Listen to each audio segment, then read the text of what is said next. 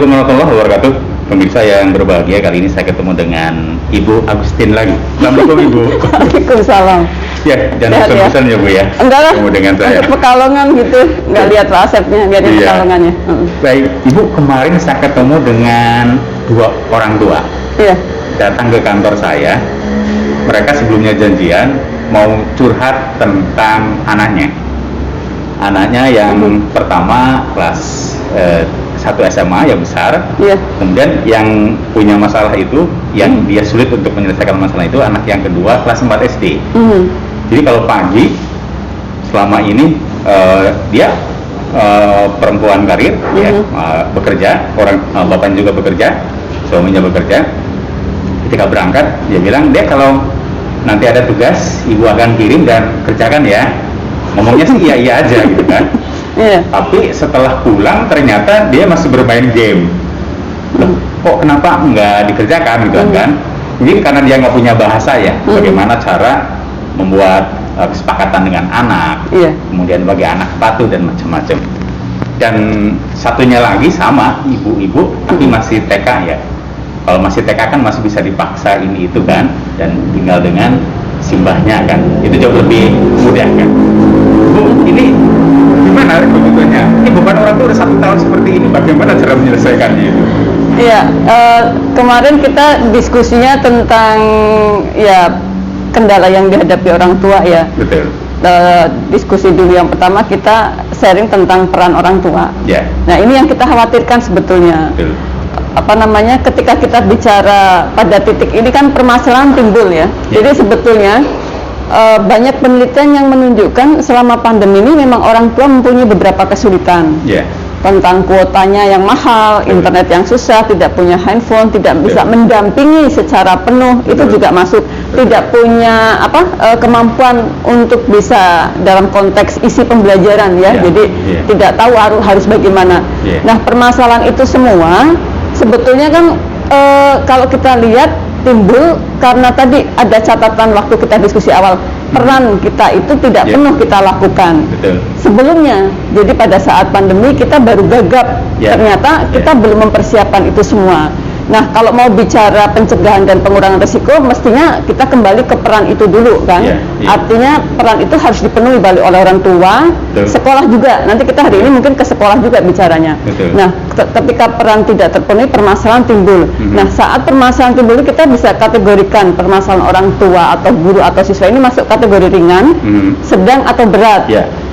Apa indikatornya? Kalau ringan mungkin masih bisa ada komunikasi, prestasi belajar mungkin tidak begitu terganggu ya. Sedang sudah mulai ada ke arah penurunan prestasi, mungkin ada perubahan sedikit perilaku. Yang berat ini, yang benar-benar tidak terkoneksi dengan pembelajaran di sekolah, ada perubahan perilaku yang signifikan dan sebagainya. Nah, saat sudah terjadi permasalahan, solusinya ini yang mungkin kita harus cari bersama-sama. Kalau kita bicara orang tua harus kemana sih? Kalau punya masalah? Ke Pak Asep supaya bisa diupload, kemudian jadi permasalahan sekota Pekalongan. Atau selama ini mereka kemana? Atau tidak tahu karena malu, tidak tahu, atau ya nggak ada waktu karena bekerja, atau tidak paham sebetulnya seperti ini tuh masalah siapa. Nah, sebetulnya kalau kita mau pilah, ini menjadi tugas bersama sih, selalu kan muaranya ke sana. Maksud saya gini, ketika sekolah pernah nggak memetakan ini sebetulnya? Sekolah punya media nggak sih ketika ada orang tua kesulitan? Misalnya kalau acara-acara pertemuan di sekolah, pernah nggak ini dibuka? Ada nggak Bapak Ibu kesulitannya apa ya gitu? Atau pernah nggak dibuka atau diberikan waktu atau berikan fasilitas misalnya lewat BK? Kondisi seperti ini BK mungkin relatif tidak mengamati anak secara langsung, tapi kan bisa dialih tugaskan atau dialih ditambah fungsikan untuk itu tadi.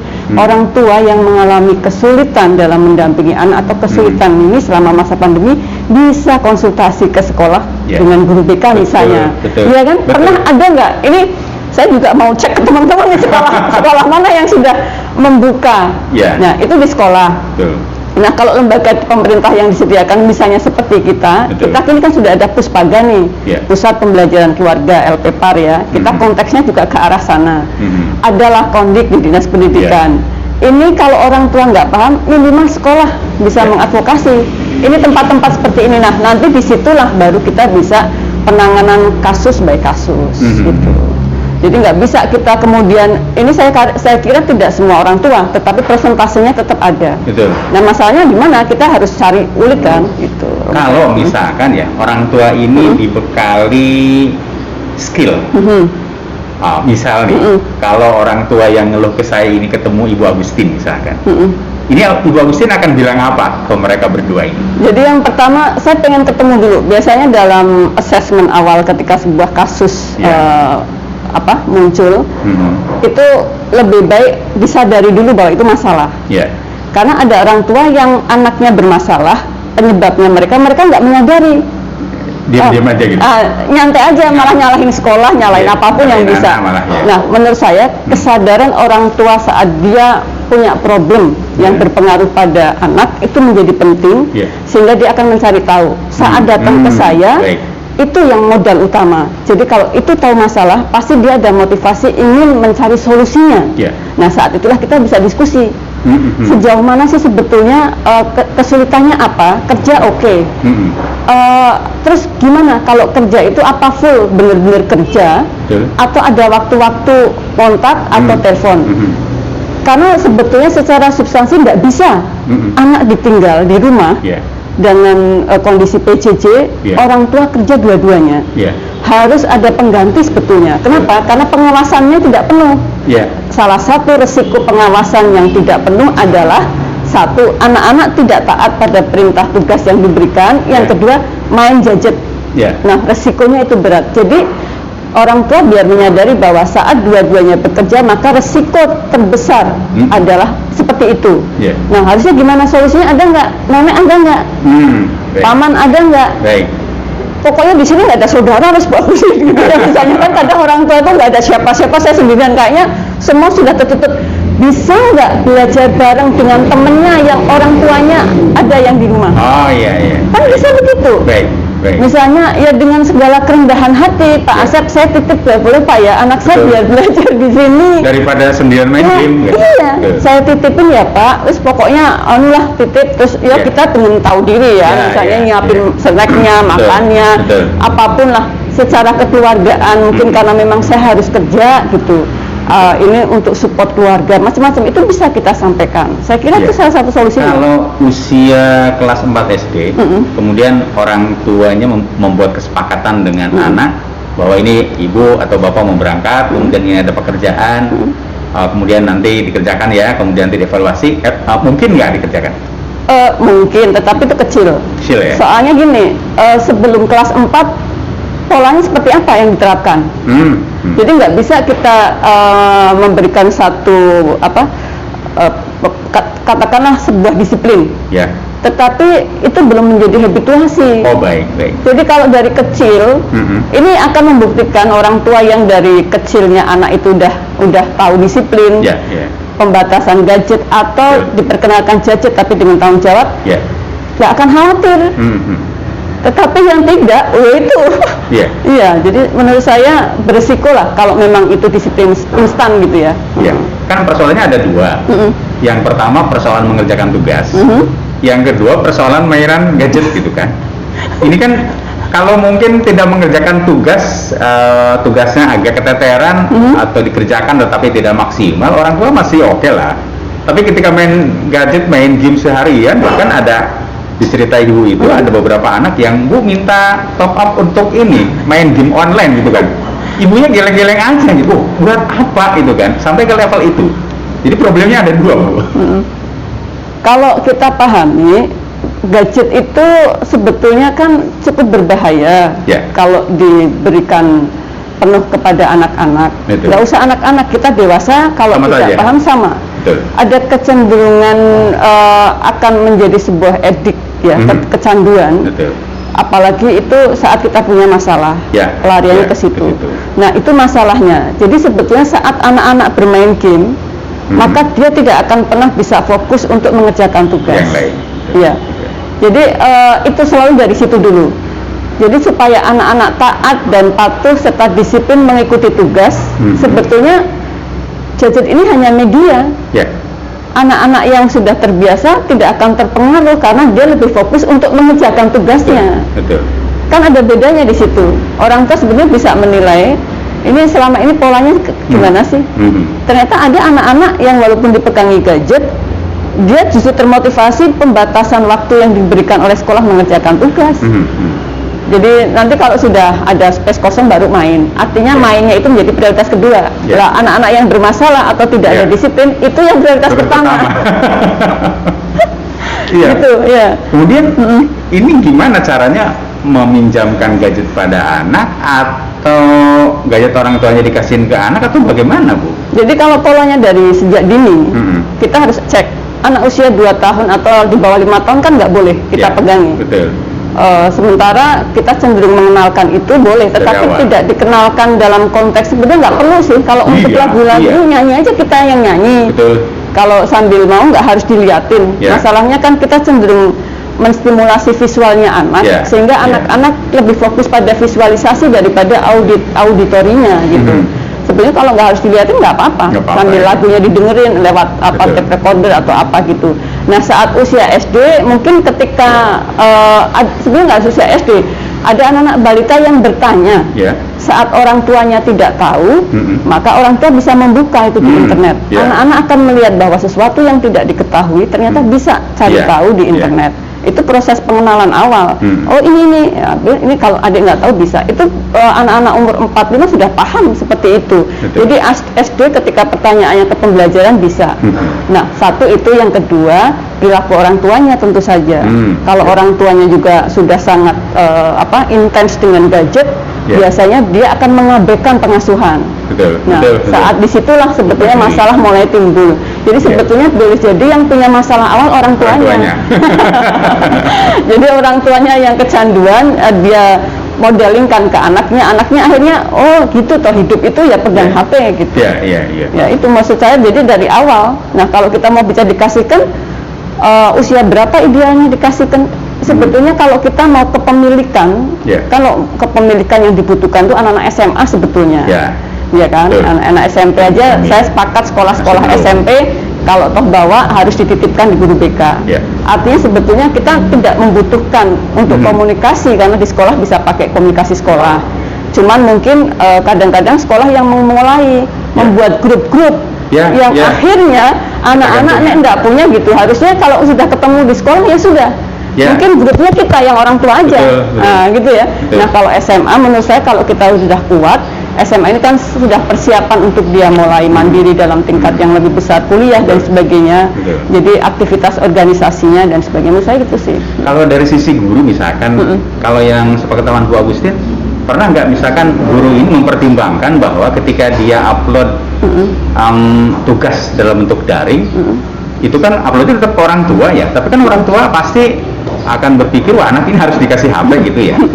Bisa nggak misalkan, oh ini mending pakai laptop aja atau komputer PC atau apa, ya memang ribet ya, tetapi itu kan meminimalisir kemungkinan-kemungkinan yang bakal terjadi pada anak yang bisa negatif. Yang saya alami ada grup orang tua, tugas itu di-sharingkan ke orang tua, tapi anak-anak juga diminta buat grup. Jadi tetap akhirnya orang tua juga melepaskan keterikatan dia dengan grup karena anak sudah punya sendiri gitu. Jadi seolah-olah harus punya. Nah sebetulnya kan kemarin ada permasalahan orang tua nggak punya HP. Kalau orang tua nggak punya atau anak yang nggak punya. Kalau orang tua nggak punya, solusinya gimana? Ternyata sebetulnya ada orang tua yang kreatif ke sekolah. Ada lab komputer di sekolah. Jadi beberapa anak bisa ke sana. Sekolah yang melakukan inovasi seperti itu keren. Tetapi kalau misalnya orang tua punya, tetapi dia tidak care dengan bahwa keterlibatan anak di situ bisa berisiko, menurut saya ya ini persoalannya. Perlu ada brainstorming, perlu ada parenting, perlu ada pembekalan atau mengingatkan kembali tentang itu gitu. Dan sekolah bisa diajak kerjasama menurut saya. Nanti kita coba bareng-bareng ya dengan pegiat-pegiat sekolah ramah anak ini, kayaknya sudah harus mulai berpikir ke sana karena nggak bisa kita abaikan. ini ada, tapi kalau diabaikan bisa menjadi sebuah permasalahan yang signifikan dampak dari pandemi kan.